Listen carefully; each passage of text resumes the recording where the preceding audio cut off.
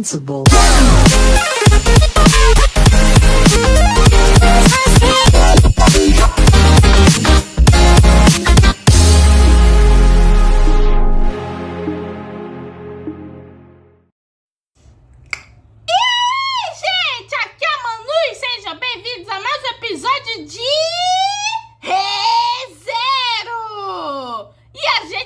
Esse cur com estilo ao invadir um casamento. O episódio começa onde terminou o anterior, só que de noite. Agora meio que todo mundo tá reunido para o grande plano de invadir o casamento. Bom, a Anastasia vai começar a falar das 4 exigências do culto da bruxa. Julius não tem dúvida meio que em relação aos restos da bruxa, a garota de cabelos prateados, que é a Emília, e o espírito artificial, que é Bert. A incógnita aqui é o tomo da sabedoria. E aí que revela o plot twist. Foi o Otto que trouxe esse negócio de tomo pra cá. É, dessa vez nosso Otto vacilou.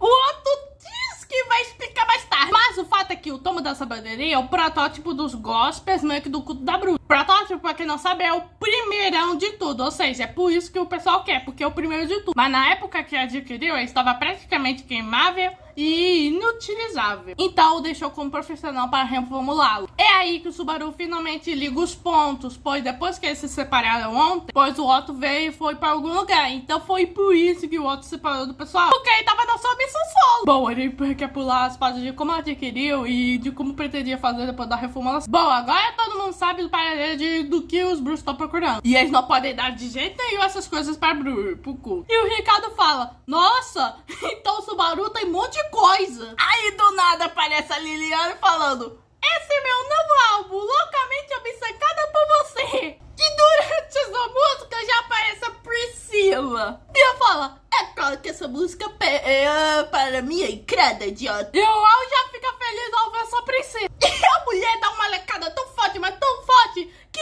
acerta também na Liliane.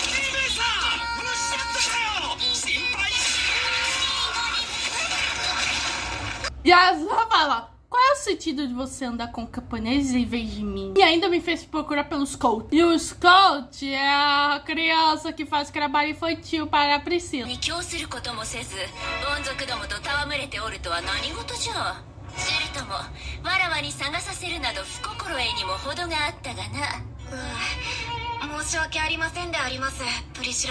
Bom, a Priscila ouviu a bela transmissão do Subaru e fala, é feia, mas sou sempre justa quando se trata de resultado. Como recompensa, você pode me incluir no seu pequeno plano.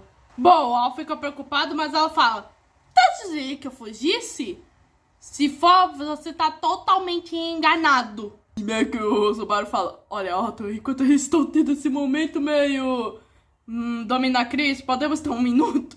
E nisso temos a origem do domo da sabedoria que o Otto ganhou. Foi há um ano. Ele recuperou os restos carbonizados do domo da sabedoria do santuário. Ou seja, aquele que pertencia ao Roosevelt. O Otto fala, seguinte, eu não confio no Roosevelt, pois além do que ocorreu no santuário, meio que deve ter que dar umas cramonhas. No entanto, o resto do pessoal meio que tá fazendo visita agora sendo espalhado. E não é à toa que eles perdoaram ele, mas eles precisam da força dele, porque, né, o cara meio que ele tem uma lábia. Bom, o Otto fala que no caso dele e da Emília tá tudo bem. Por isso ele é cauteloso em relação a ele pra compensar os dois. E como oficial meio que de assuntos internos, ele teve muito contato com o Roosevelt. E pode observá-lo. Bom, ele via que o Roosevelt não se envolvia em conspiração, coisa suspeita. Mas o nosso querido Otto pensa, isso ele deixou algo preparado antes. Pois se ele estiver meio que com o domo da sabedoria, os planos dele já devem estar escritos neles. E tem certeza que isso será útil no futuro. Ou seja, aqui nesse caso o Otto vacilou,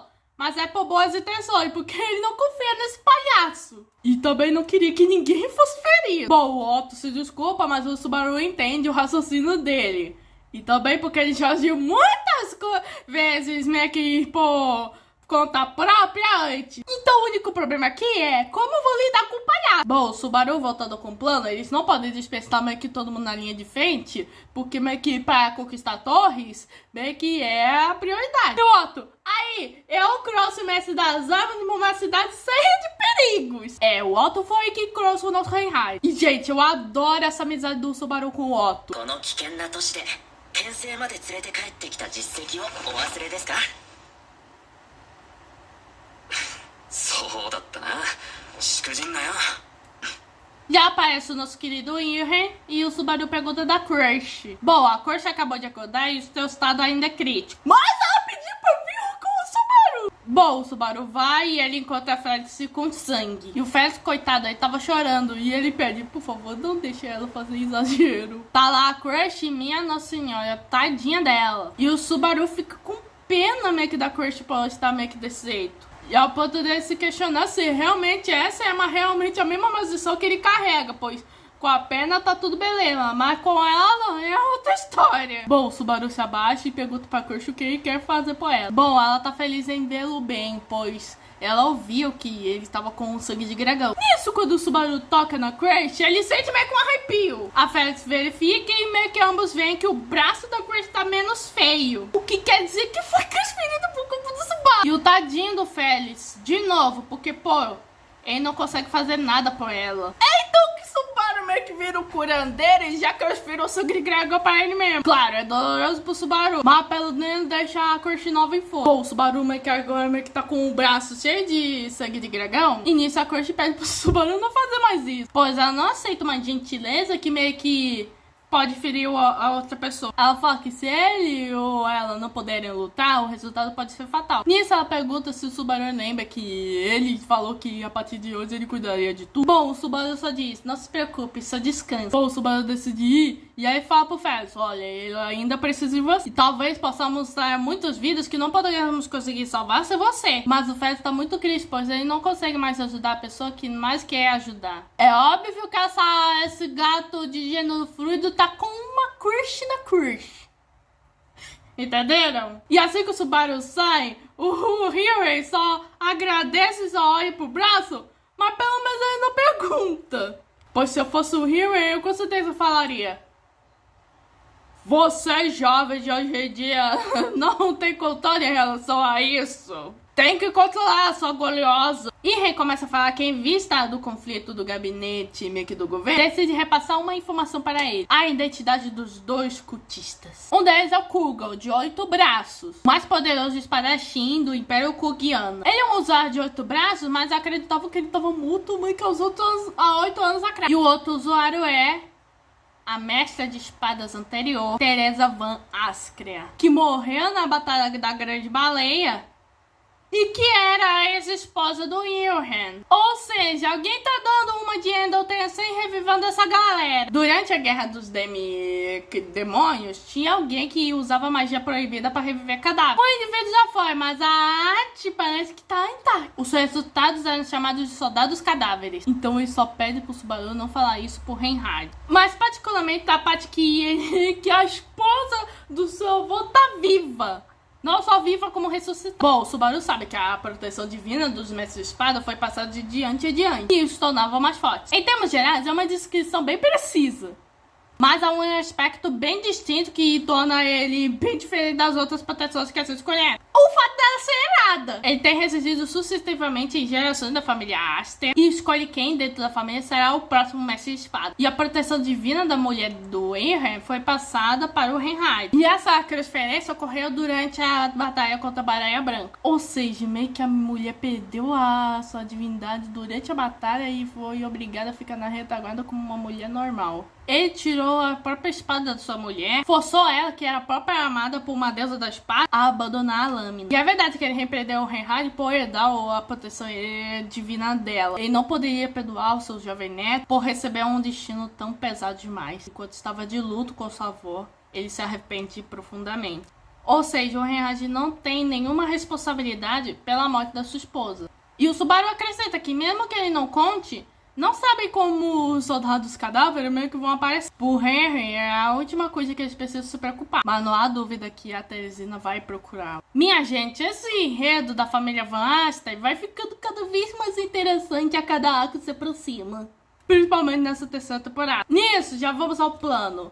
A Priscila quer ela mesma arrancar a cabeça da Ira, bem no quarto de escrito. Ela ia cantar. Bom, ela vai sempre escolhendo a Liliana por conta do dom dela. E o Subaru concorda que a voz e a estupidez da Liliana vai sobrepor aí. Macaco, isso não é garantido. Nisso, o Reihard pensa e ele fala: ah, eu fui abençoado. E eu, Subaru, o quê? Por uma criança?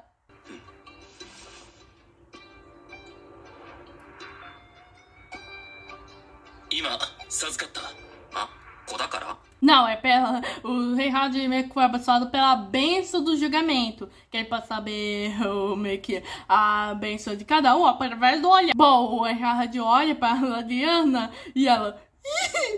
E é meio que ele vê que ela tem uma proteção divina de telepatia. E o Subaru se surpreende cada vez mais que o Reihard vai se revelando o Deus Edsmar. Bom, a fofa não sabe se vai corresponder a essa expectativa. E nisso a Priscila fala: você admite que os seus antepassados que dessa versão foram derrotados? Logo agora que buscam a salvação, as canções que você canta de tanta devoção agora se recrai. É, meio que com a força da provocação, a Priscila consegue fazer a Liliana soltar a voz. E aí a menina fala: eu tava indo cantar uma música de Henken para o Kiritaka que basicamente caiu na superfície da água da cidade. Mas deixa pra lá, deixa que a Liliana cuide de... E já volta pra Luxúria. E aí que lança a hipótese de que foi a própria Luxúria que criou todo mundo, incluindo os soldados cadáveres. E Subaru concorda que meio que deve ser pela natureza. E o Gafiel fala que ele lutou com o ganhou que dobrar. Então o Subaru meio que dá a sugestão do Ira e o Gafiel acabarem com a Luxúria. E já quero ver Tigrinho versus Gragão. Gragão é safada. Bom, o Tigrinho também quer salvar a Emília, mas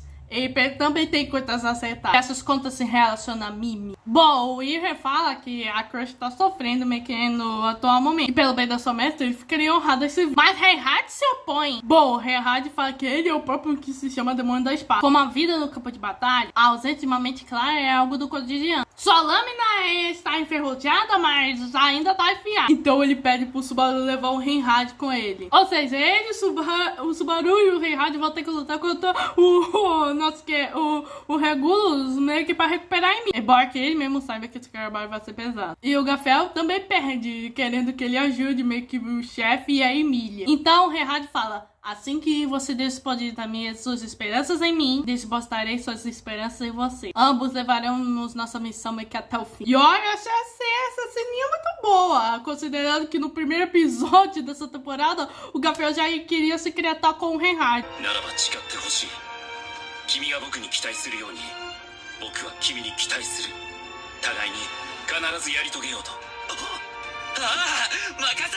Então fica decidido. O Reihard vira a lâmina do Subaru e o gatinho e o nosso querido Gafiel vai ser o gato de guia do Reihard. Bom, o Subaru meio que se desculpa por continuar pedindo favor, mas vai garantir meio que o sucesso. E nisso, meio que o Reihard pensa que ele supõe que isso seja algo trivial pro Subaru. E, gente do céu, mesmo que o Reihard tenha um pouco de tempo de tela, é incrível como a amizade entre ele e o Subaru é uma das melhores coisas em relação.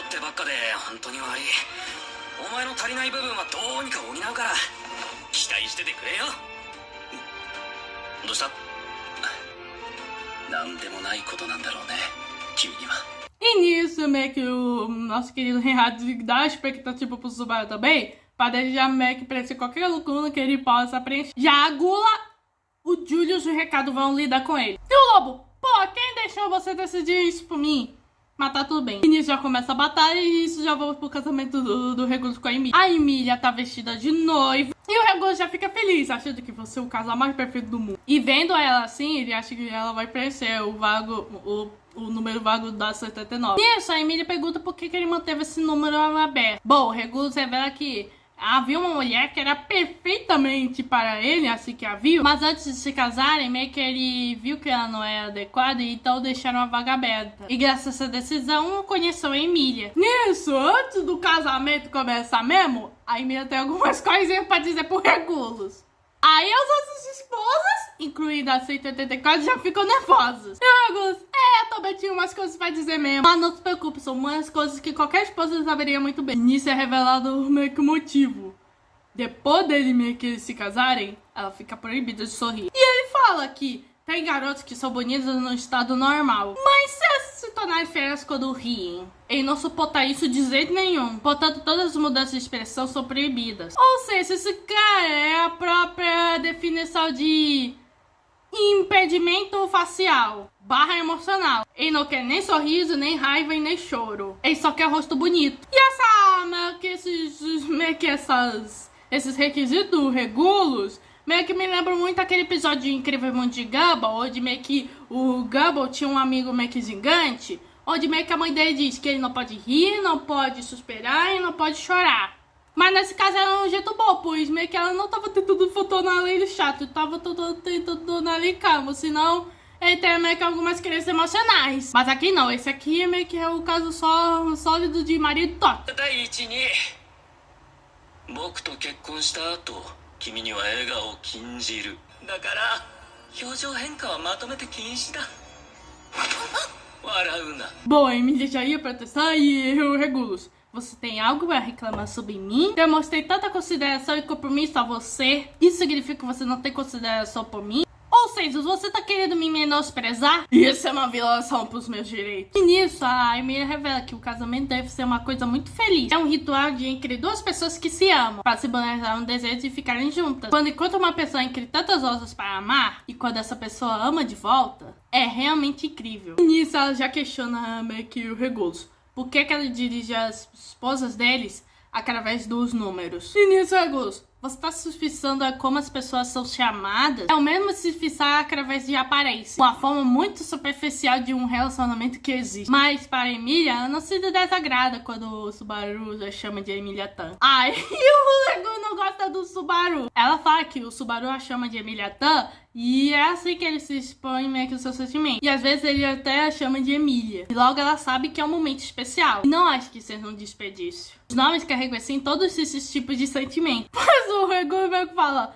pô, deixa esse nome de lado e me fala, quem é esse tal de Subaru? Pois assim que é nome de homem. Uma mulher na qual eu estou prestes a se casar tá falando o nome de outro homem diante do homem que ela tá prestes a se casar. Pra ele é completamente irracional. Mesmo que ela não seja alguém que não conhece muito bem, ainda por cima dói. E aí que a Emília fala: bom, ele não é alguém que eu não conheço bem. O Subaru é o único cavaleiro dela. E é aquele que diz que a ama e a chama pelo nome. Aí que o Regulus se aborrece. E as esposas já ficam com medo. E aí o Regulus meio que fala: olha, qualquer pessoa que se mova será apagada pelo pescoço para baixo. Nisso ele quer meio que uma explicação para escolher melhor suas palavras e tomar cuidado para que isso não seja mal entendido, pois não quer transformar um casamento num funeral. E aí que a Emília fala: um casamento é quando um homem e uma mulher se amam. Mas ela sente que ainda não tem direito de fazer isso. Porque ela não entende o que significa amar um homem, assim como o homem me ama uma mulher. Pois, apesar que o Subaru dizer que a ama, ela não pode dar a resposta na qual ele quer. Nem mesmo a qual ele não quer. E sabe que isso é uma coisa cruel. E está o machucando e fazendo sofrer. Mesmo que ela ainda não saiba o que significa amar alguém, ela sabe que um dia vai se apaixonar por alguém. E amar alguém assim como da maneira que uma mulher amaria. E já decidiu quem será esse alguém quando chegar a hora. E é por isso que ela não pode ser sua mulher. Aí que os Regulus já se soltam. E ele já perde o interesse de transformar a Emília na sua esposa. E aí que nossa dupla de herói chega e já interrompe o casamento. Ao ponto do Regulus levar uma portada.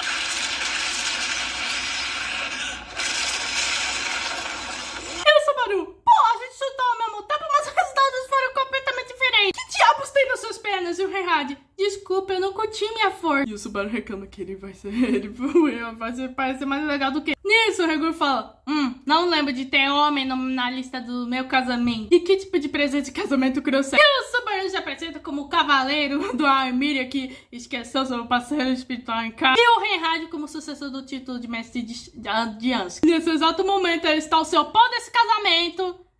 E o episódio se encerra desse jeito. パートナー精霊不在の精霊騎士夏木スバル剣聖の家系ラインハルト・バン・アストレア